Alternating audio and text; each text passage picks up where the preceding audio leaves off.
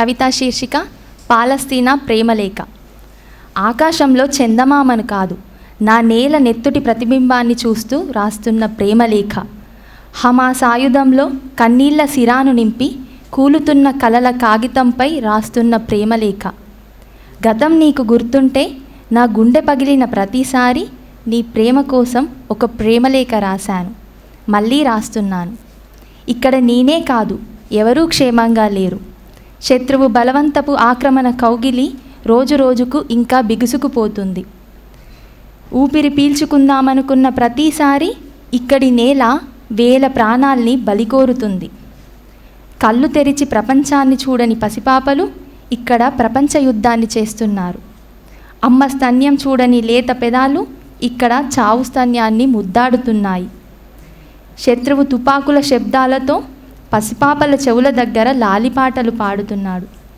బాంబుల తాకిడితో కంపించిన నేలే ఇక్కడ పిల్లలని నిద్రపుచ్చే ఉయ్యాల అవుతుంది. ఇక్కడ పిల్లలే కాదు, తల్లులు క్షేమంగా లేరు. పిల్లలని ప్రసవించాల్సిన ఇక్కడి తల్లుల గర్భాలు చనిపోయిన శవాలను ప్రసవిస్తున్నాయి. ఎదిగిన కొడుకు తుపాకీ పట్టుకొని దేశానికి రేపటిని హామీ ఇచ్చి యుద్ధానికి వెళ్తే శ్మశానానికే తప్పకుండా తిరిగి వస్తాడని ఇక్కడి తల్లుల కన్నీళ్లు చివరి చూపుల కోసం ఎదురుచూస్తున్నాయి. ప్రియమైన ప్రపంచమా, సరిహద్దులు లేని ప్రపంచం కోసం నేను రాసిన ఈ ప్రేమలేఖని నీ చేతికి చేరకముందే ఇక్కడ సరిహద్దుల దగ్గర నా బిడ్డలు వదిలిన చివరి శ్వాసలు వేలల్లో నా గుండెకు చేరుతున్నాయి.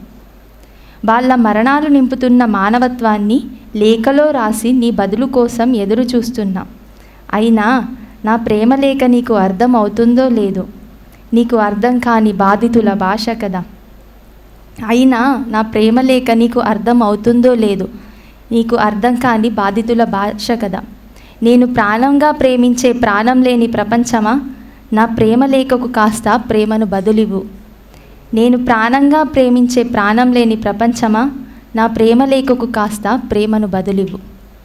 ధన్యవాదాలు.